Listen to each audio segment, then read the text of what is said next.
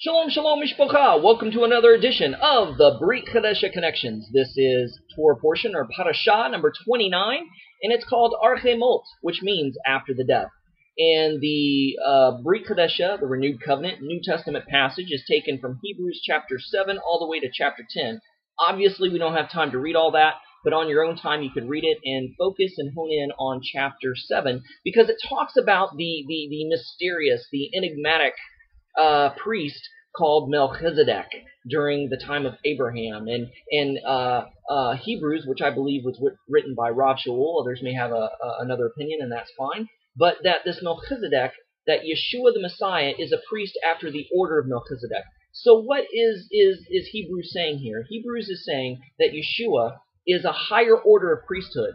Even though there was some Levite in the family on Mary's side and whatnot, because she was cousins with Elizabeth, who was married to a priest, and if she was married to a priest, a Levite priest, Elizabeth had to be a Levite herself. Anyway, I digress.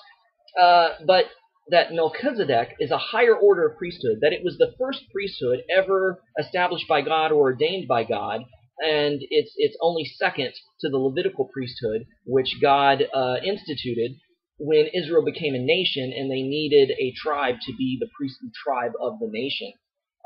So many Christians believe that this Melchizedek was Jesus Christ, or Yeshua the Messiah, in pre-incarnate form. In other words, that it was Jesus or Yeshua showing himself in a physical form before he was even born through the Virgin Mary. So some examples of this, it's called a Theophany. That's what it's called in Christian theological circles, a Theophany. That it's Yeshua, Jesus, in pre-incarnate form. An example of this is whenever it says the angel of the Lord, capital L-O-R-D, or the angel of Yud-He-Vav-He, or the angel of Yahweh, it means that it's speaking of Yeshua the Messiah in pre-incarnate form. Now, we know that the word angel in Hebrew means ambassador or messenger, and not necessarily a rank of heavenly created beings we call angels. So this is what Christians call a theophany. Now the Zohar, the ancient mystic Jewish commentary on the scriptures, calls this angel of Yahweh, the angel of the Lord, Metatron, not Megatron, okay, Transformer fans, but Metatron, and calls him the first begotten of God and the Son of God. And so an example of this would be Exodus chapter 23, verses 20 through 21. It speaks of listening to this angel of the Lord and not rebelling against him, and that this angel of the Lord has the power of forgiveness, and that God's name resides in him. To me, that's clearly talking about Yeshua in pre-incarnate form. Genesis 3:8, Genesis 6:7 through 14, where Hagar refers to the angel of the Lord as the God who sees me. So she calls this angel, this messenger from heaven, God. She realized it was a deity taking on a physical form. Now Genesis 3:8 is talking about the voice of the Lord, or the word of God, John chapter 1, walking in the cool of the day, which meant it had a physical form. Genesis 22:12, where Abraham and Isaac, in verse 15 of chapter 22 of Genesis, this angel of the Lord swears by himself. What angel has any authority or right to swear by himself? So this angel of the Lord must have been Yeshua in pre-incarnate form, or I don't like to use that word pre-incarnate, but for lack of a better term, okay? But really it was Yeshua. He is an emanation of Yud-He-Vav-He, of God, because Deuteronomy 6:4 says that God is Echad, God is one in plurality, and John 1 and John 17 says that Yeshua and that God the Father, Yud-He-Vav-He, are one, Echad. All right? So we have the example of Genesis 32:25 through 32, Jacob and the heavenly wrestler. And Jacob calls this angel that he wrestled with in Genesis 48:15 through 17 as the redeeming God, the redeeming deity. So this angel of the Lord must have been Yeshua in the form of an angel, of a messenger. He had a physical form. So it was Yeshua in pre-incarnate form. Exodus 3:2 through 7, the angel speaks in the burning bush as God. Genesis 23:20, this angel of the Lord pardons sins. Only God can do that. Judges 13, verses 1 through 25, honing in on verses 22 and 23, Samson's parents are freaking out because they call this angel of the Lord. They believe that in seeing this messenger, this angel of the Lord, they believe that they've actually seen God and that they're terrified. The husband is terrified. Oh no, we're going to die. We're going to be fried because no man sees God and live, according to Exodus 33:20. That's true. But because God veiled himself in a physical form, he masked the raw temper, the raw glory, and tempered his glory in a form, some sort of form, physical form. That was a way for them to be able to actually see God and still live, because they didn't truly see him. They just saw this form of him, which represented him. And so he tempered the rawness of his glory, if you will. Remember when the high priest, the Kohen Gadol, would go in on Yom Kippur and make atonement in the Holy of Holies? What did he do before he had to go in there besides all the sacrifices? He had to put a smoke screen. He had to fill the Holy of Holies with smoke and do everything by memory and do everything by touch. And it says that the presence of the Lord dwells between the two cherubim, the two cherubim, the angels. And so his raw glory resides there. And that if the priest saw this directly, he would be dead. So this smoke screen was a buffer. So he could actually see God, but see God and live, because he was seeing him through something else. He was seeing him through a smoke screen, something to temper his glory. So I personally believe, as with the majority of Judaism, that Melchizedek was not a Theophany, but was Noah's son Shem, and was a type and shadow of Messiah. So, if Yeshua is the priest of the order of Melchizedek, when he returns to rule and reign from the third temple that will be rebuilt, is he going to do away with all the sacrifices?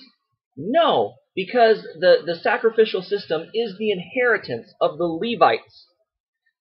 The rest of the tribes were given land as inheritance. Not so with Levi. God said, your service to me and the sacrifices will be your inheritance. So, is God the same yesterday, today, and forever? Yes. Is God a God who cannot lie? Yes. Is God as true? Yes. So it means that this covenant, this inheritance given to the Levites of the sacrificial system and their work in the temple, is for all generations. He didn't renege it, he didn't renounce it just because Yeshua came. A lot of Christians would like you to believe that this Melchizedeckian priesthood order overrides and does away with the Levitical priesthood. I don't see that anywhere in Scripture. True, the Melchizedeckian order of priesthood was a higher order of priesthood. It was the first priesthood ordained.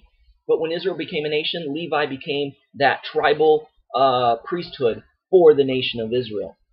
So, when Yeshua comes to reign in the third temple, he will be the highest of high priests, the Kohen Gadol, in the order of Melchizedek, because it's the first established priesthood, it's the oldest priesthood, it's the priesthood that's directly connected to Shem, directly connected to the Semitic line, and therefore connected to Yeshua Messiah, because Yeshua was of the tribe of Judah, right? Even though there was Levite in his family through his mother's line, you are counted through your father's line during this time in history. So he was considered the line of the tribe of Judah. He was considered from the tribe of Judah, although his mother had Levite in her, because she was cousin to Elizabeth, who was married to a priest, and only a priest could marry another Levite. So there was Levite in the family there. So when Yeshua comes to the third temple, he will reign as king and as high priest, and he will oversee in a supervisory type fashion the operations of the Levitical priesthood. The Levitical priests will still have their job. They'll still be operating. They'll still be performing sacrifices. They'll still have their duty. Why? Because that's their inheritance, and God is a God who cannot lie, and God is not an Indian giver. So they will continue the sacrificial system. But you say to yourself, well, doesn't that just slap Yeshua's work, his redemptive work on the cross in the face? No, because remember in Hebrews it says the blood of bulls and goats can't take away sin. It just covers it up so you can't see it. It's like a debit card. It rolls back the debt. You still owe that debt, but you're going to wait and pay it off at a later time. So the sin debt was rolled back until Messiah Yeshua came. He's the only one pure enough and holy enough to be able to actually not only cover the sin, but dissolve it and take it away. He paid that sin debt. That's why it was the ultimate sacrifice. So if you look at history as a line, a straight line, and right in the middle of history is the cross representing Yeshua and his atoning work. When you look When you're standing back in history and you look toward the cross, and all these sacrifices that take place before Yeshua comes is a foreshadowing. It's an object lesson, a physical object lesson of the Messiah, the prophecies of the Messiah that's going to come and redeem Israel. So when you're standing on the other side of the cross, after Yeshua already came and did his work, and you look back to the sacrifice being performed after Yeshua, we look back to the Messiah, and the sacrifices are a word picture. They are a object lesson of what Messiah came to do.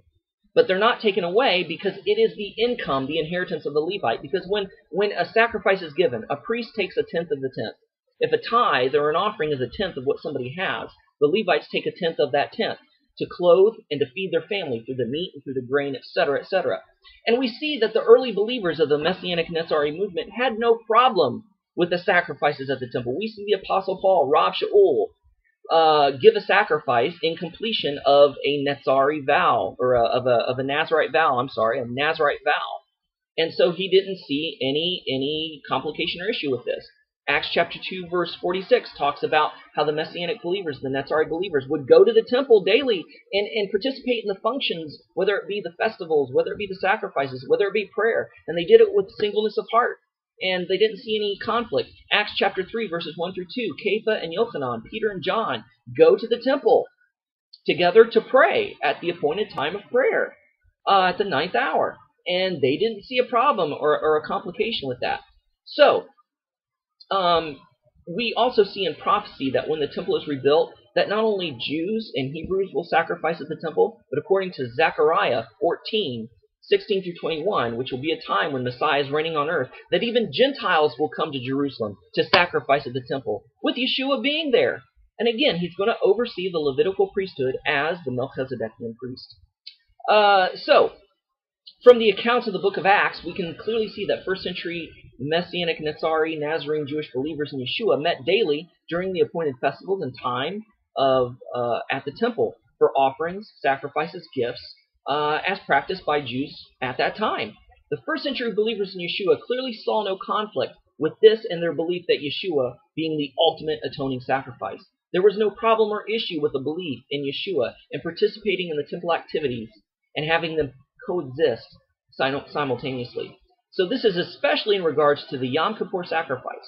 During the third temple, it will become a powerful object lesson of what Messiah has done for us. So thank you so much for watching. Shabbat Shalom and Shavua Tov. Bye-bye, everybody.